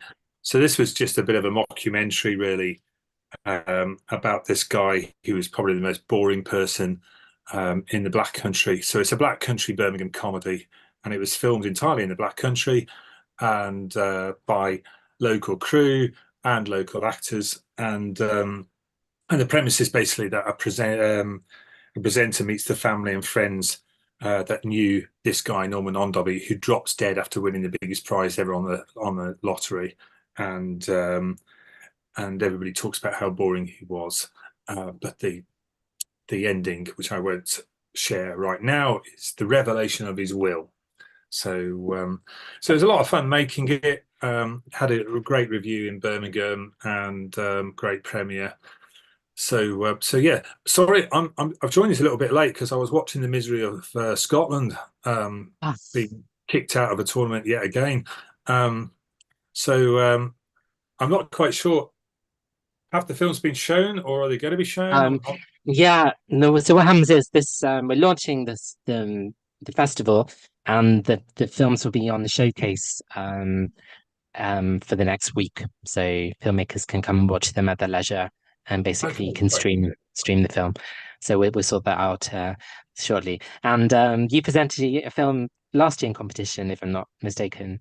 I did, yes. That was Last Respect, starring Sean Cronin and Peter Andre, and I managed to get early for that one, so I wasn't able to come down here for Brighton. Sorry about that. No Yeah, problem. it was really well received, and we wanted to know, quite a coup casting Peter Andre. Are you going to? Is he still on your books for another short, or? Yeah, well, I'm actually all working up to do my first feature next year, which will include both Sean and Peter Andre. So that's another comedy. I have been filming out in Cameroon over Easter, so that's the next short, which is in post production. So hopefully it'll be coming your way, which is it's a film called The Donation, and it's a comedy, even though it's set in Cameroon, but it's got a really serious social responsibility message. Sorry, just to get that out. Thank you. Brilliant. Angie, thanks so much. And yeah, Life and Times of Norman Ondobi. You have to see it to believe it. It's quite incredible. And the ending is just fabulous. So Thanks check very it much. out. Thanks, Angie. Take care. All the best. Bye for now. Bye. Great, and goodness me, we're only now 3 minutes late. Something wrong. So, Sophie is going to be talking about the Red Room, which again is actually screening at our in-person festival. Can you give us the lowdown, please? Hi, thank you so much for organizing everything. I'm a fast talker, so hopefully I keep you on schedule. So the Red Room is a little bit of a background about my life. I used to work as a stripper, and it is all based in a strip club based in London, in East London, where I also worked for many years. The tagline is "Male entitlement gets the dance it never asked for." So it's a little bit of a red herring, but should be quite fun by the end. And so it takes you on a bit of a journey through. And all the cast are fellow sex workers, and all the customers are also either sex workers or people who have visited strip clubs. So it's a very sort of authentic space that often gets misrepresented. And it was very fun to film all in one day, which was quite difficult. I can believe it. And it kind of goes through several genres as well. The ending is quite different from the beginning, which to me was just brilliant. Thank you. Can we say what that is without giving Without, away? well, yeah, I mean, I think that we sort of take you on quite a tense journey, and then there's a little bit of a relief-ish at the end. But I don't want to ruin it for people who want to watch it. But it definitely, I think, takes you on from the outside of what people perceive strip clubs to be. And actually, the whole film starts in the street with people that you may never even expect to see in a strip club. Then you're in a strip club, and you sort of takes you a moment to realize that, and then you sort of get a real inside view of the women who work there as well. So it goes from kind of like quite saturated colors to very hyper realistic, and yeah, it takes you on quite a little journey through there. Yeah, it certainly does. And yeah, it's absolutely fantastic, and the Thank you. treatment of the topic is very authentic, and now I can see why. And Yeah, it's a world I inhabited quite some time ago now, but yes, it's something that's very dear to my heart, and I'm quite passionate about showing windows into worlds that a lot of people never get to experience, and showing people that that can be very different from what you might expect. And I think, you know, the classic narrative for anybody who works in sex work tends to be that they die or they're dead. So I like to sort of show something that maybe has a little bit more agency than that. And I think we aimed to do that, and we did it quite well. oh, you most definitely did. So Sophie, thank you for Thank that you. little pitch. And look forward to seeing you this week at the film festival. Yeah, in 1 week's time. Just All right, fantastic. great. Take care, everybody, and Wonderful. thank you everybody for sharing your films. They were all great. Thanks, Sophie. Great. So, goodness, that's it's as cool as it sounds, that film. Brilliant. Do we have Tova on the line from Canada? Tova, are you with us to talk about Fire Tower? I am. Let me just get the video. Hey, Tova, nice to see you. Yes, I know. Fantastic. Can you tell everyone whereabouts you are geographically? Yes, I am. I'm living in the Yukon in Canada, which is all the way north. We have no nighttime now at this time of year. That kind of place. Lots of wilderness. Yeah, that's where I'm messaging from. You know, a week ago I went 15 minutes out of town and had no cell service. So it's that kind of place. That's stunning. And your film is, if you could just tell us about the film, is it set quite nearby from where you are? So the film Fire Tower is it's filmed in Canada. There are very few of these lookouts left, of fire towers left, which are these 100-foot towers in the sky that people spend 6 months alone living in to look for smokes for wildfire. And the Canada has reduced, basically got rid of all of the lookouts in most of the provinces, but in the Yukon and Alberta and the Northwest Territories, we still have a few left. And this film is about the people who choose to live alone for 6 months a year in this 100-foot, climbing a 100-foot tower every day. They've all been struck by lightning. They've all, had so many. They're a special group of people who can spend that much time alone and love it. And so the film is about. I mean, yes, it's about climate change and the crazy fires that are just burning across the globe nowadays, but also it's about the people who live in these lookouts and their experience of solitude versus loneliness, how they experience they're so connected to their environment, they're really not alone. And when you look at the lonely times that I've had in my life, I'd say would be more in the city than in, if I'm hiking in the woods or in the mountains, I don't feel lonely. We're connected. And so here is an experience of people who truly embody that, the connection versus loneliness. What is loneliness? What is connection? What is solitude? And that's something that is a big part of the film, as well as big fires and all that. But yeah, that's really the essence of it. and they're just incredibly special people. No, it's an extraordinary story. And how did you come across the subject? I mean, what compelled you to tell the story?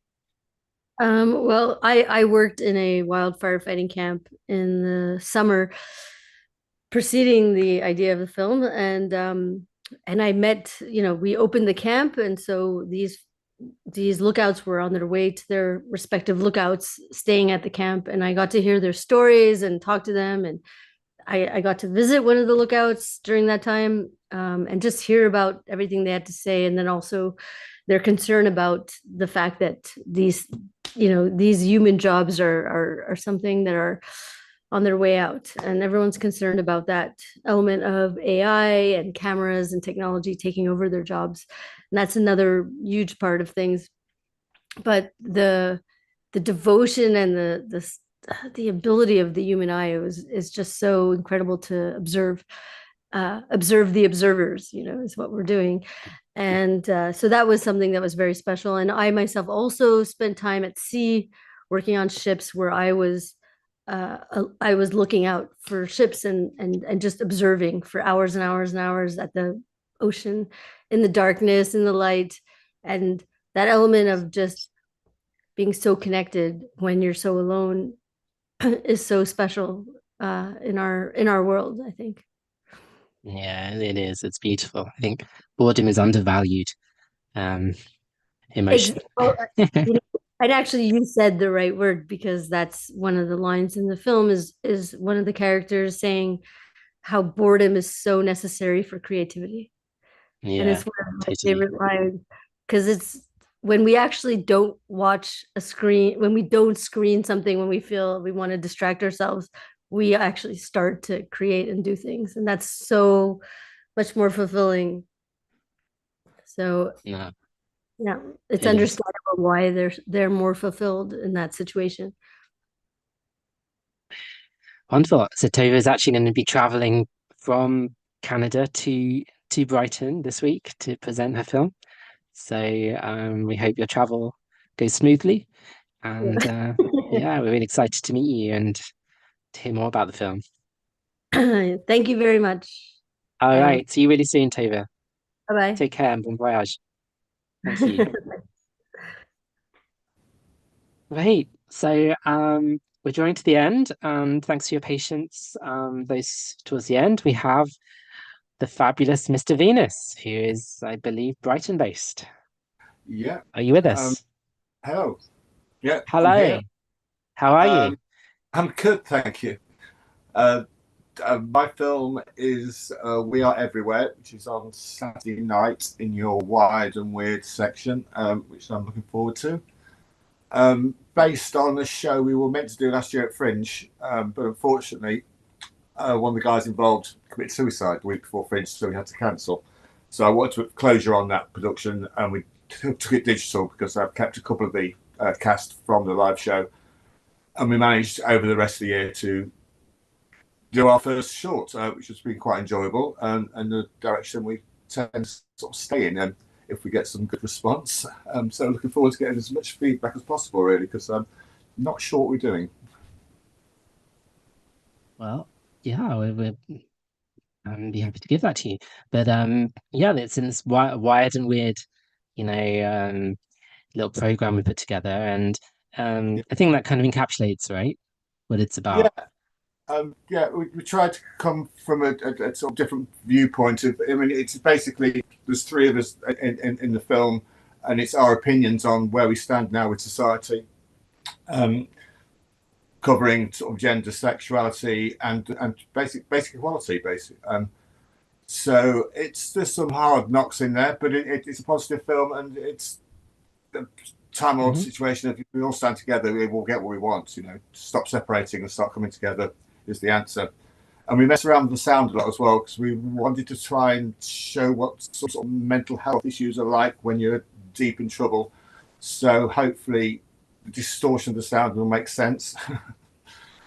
And it's very, it's a very psychedelic sort of take, because even though we're sort of discussing the world as it stands now, it is quite bizarre what's happening. So we certainly don't feel like the strange people anymore. The strange people seem to be the normal people falling apart. Yeah, I mean, see what people think. Cool.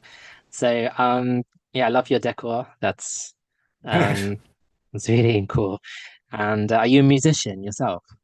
Like, I've done some music. I was a dancer mainly. Moved into choreography, into sort of a couple of clubs, cabaret clubs, and then ended up down here in Brighton doing life skills up at the Downsview Link College, and then I got involved with the non-binary side of things and decided to put a company back together. So, but it's a company full of people that either had problems or not knowing quite who they are. So they come as a sort of transitional period to help them have confidence, really, and hopefully I can sort of point them in the right direction of what suits them.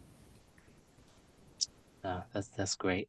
So, Mr. Venus, thanks for dropping in, Thank you. and we'll see you next Saturday.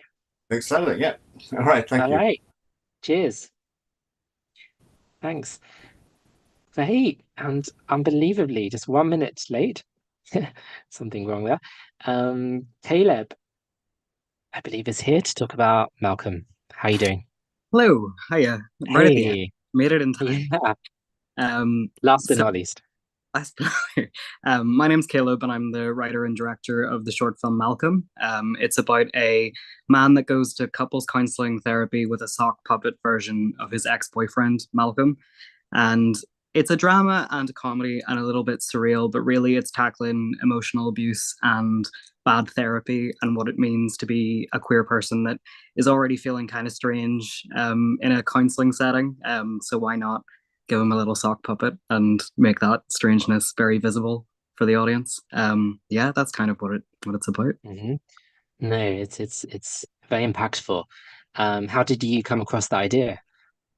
I knew that I wanted to make something that wasn't so social realistic about the queer experience, and I kind of wanted to just have a bit of a play with color and the idea of what's real and what's not. And a lot of the film kind of has that, is this a memory? Is this something that happened? Is this kind of just in his own head about reclaiming his story and kind of going out back into the world? So yeah, I just wanted to look at catharsis and be a little bit silly with a serious kind of topic, to make people laugh and then make people go, oh, okay. That's well described. And yeah, I mean, our reviewers loved it and really admired what you're doing. And that space of representing kind of the difficult borderline abuse, you know, in queer relationships is not easy to tackle, is it? No, it's definitely not. And I think that a lot of representation comes maybe when it comes to emotional abuse or abuse in general, it's more from parental figures or kind of in the earlier coming of age stories, and not really for what that might look like for a gay man in his 40s. And maybe taking a kind of stranger approach to it sort of builds that humanity and just kind of shows that nobody really knows what they're doing. And reclaiming your kind of story can come in a lot of different ways. So it's great to be selected for Brighton, and it's had a really great festival run so far. So it's just been a good time. Oh, it's great to hear. No, well deserved. So thanks so much, Caleb. Yeah, Thank we you. really want to see more of your work and to get you over to Brighton to talk more. Yeah. So thanks a lot. Thank you. So brilliant. And so is there anybody, it's like a seance, is there anybody here who has been missed out? Maria, did we miss you out earlier? No, we spoke to you, right? Maria, no, sorry, Maria. Apologies. We did speak to you. So great. I think just sorry, apologies. I'm just checking because at some point I skipped some people. So essentially we're going to wrap up here. I just want to say how kind of heartwarming it is to hear from everybody and to really get a sense of, you know, this community of creatives. And it's just amazing. That really corresponds to, you know, this is what I wanted to do, and it's not a finished project, but when we can start to build this community and do events like this, it makes me really happy. Great. Does anyone want to say any final words as we wrap up? People who are still with us. Yeah, thanks for organising. It's brilliant. Hey, thanks, Jodie and Archie. And so we end where we began. Definitely, everyone check out Revolution Anyone. It's just incredibly important and a brilliant film. Wonderful. So I will go back to what I said at the beginning as well. Those who are affected by the Vimeo glitch, 1,000 million apologies. We're working on it. We hope Vimeo are working on it, but we're going to find some solutions and work around. So within the next day or two, everyone's film should be represented on the site. And great. I have a meeting at 9 o'clock tomorrow morning at our cinema to do a DCP check. So I'm going to sign off essentially. But there we are. Thank you once again, everyone, for joining us. Audience, please check out all these wonderful films on the online showcase. And if you're in vicinity of Brighton, come to our festival, which starts on Tuesday. All right. Good luck, Great. everyone. Bye, everyone. Thank you.